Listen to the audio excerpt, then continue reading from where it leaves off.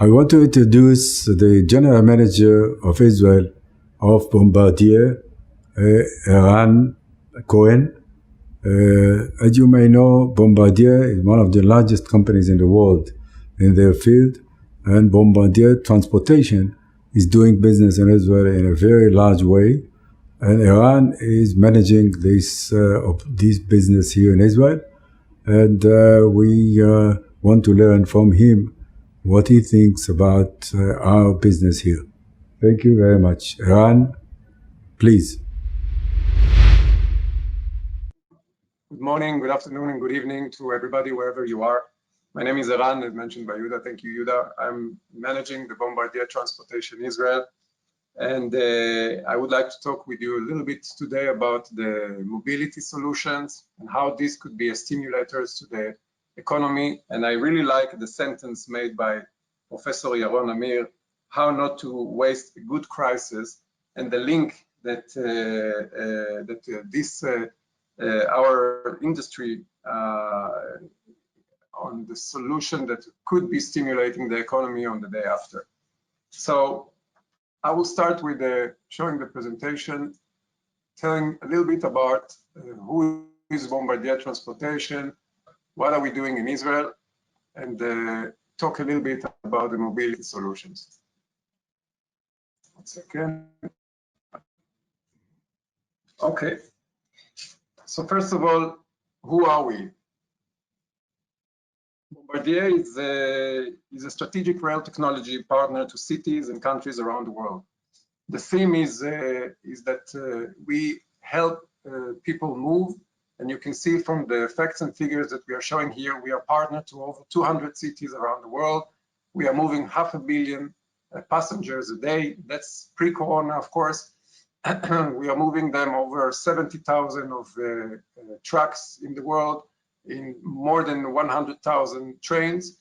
We have engineering sites in the 61 engineering sites in 27 countries, about 35,000 employees of 119 nationalities, a truly multinational company. I think in Israel, one of the success stories of Bombardier is written in Israel.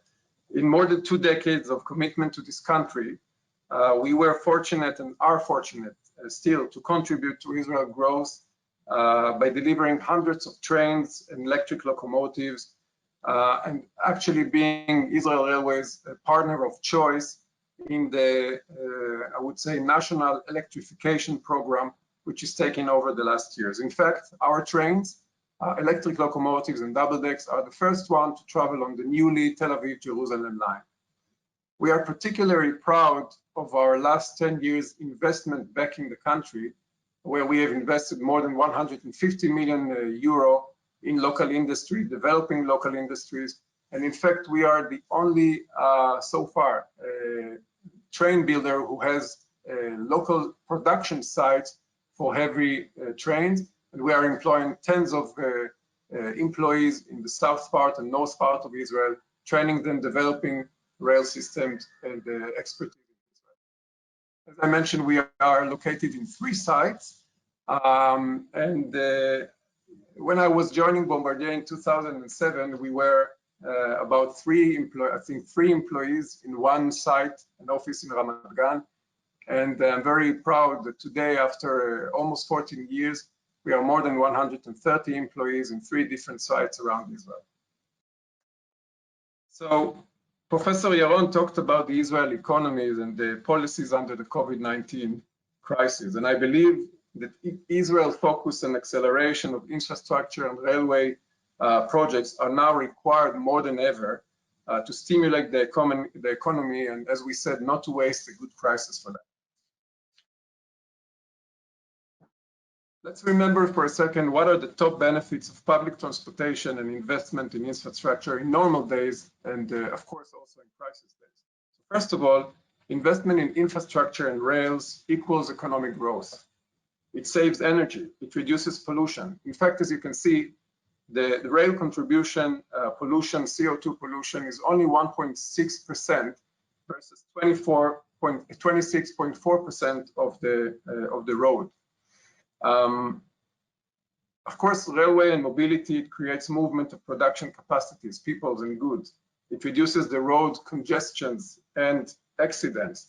It balances the urbanization by bringing the geographic and social periphery closer to the centers. It enables economic benefits to the economy. Just to name a few, residential property was an average of 42% more valuable if located near a high-frequency transit service, which means that cities reap greater tax revenues. Furthermore, we can see transit agencies and organizations employ many people and create many times more private sector jobs. It also provides health benefits to the community. A study done by the city of Copenhagen linked a healthier lifestyle with a lower mortality rate, happier disposition, and more productivity at work.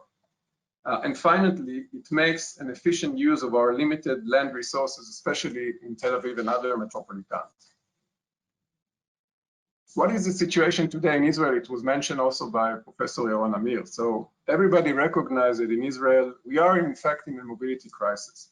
Today, congestions estimate to cost our economy 40 billion of productivity a year. And it's estimated to be increased to 70 billion in 2030.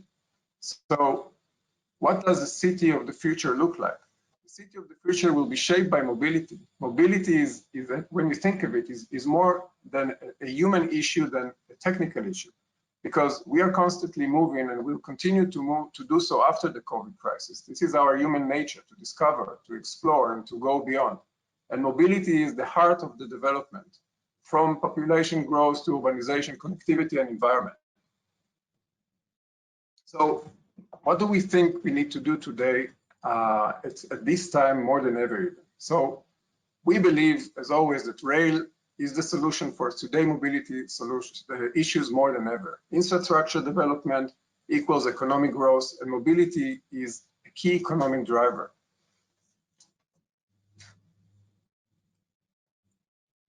The crisis, of course, will be over, and with it, the demand for mobility solution in the cities, between the cities, to and from the airport, all this will be increased.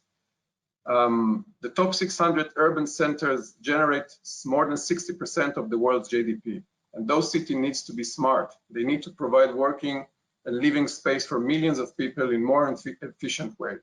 So what do we do? How do we think we need to make the mobility solution more accessible and more appealing to the passenger?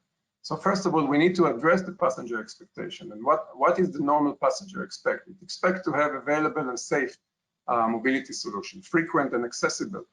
Heavy rail should be every 5 minutes available. Metro should be every 2, 3, 5 minutes. Light rail every 5 minutes, and the proximity to the destination should be not more than 400 meters. It has to be reliable. You need to know that when you go to the station, you will have on-time, accurate service, and you will stay connected to your digital environment, social media, etc. And most important, I think also, it has to be desired. It has to be affordable, efficient, economically friendly, secured, and comfortable service.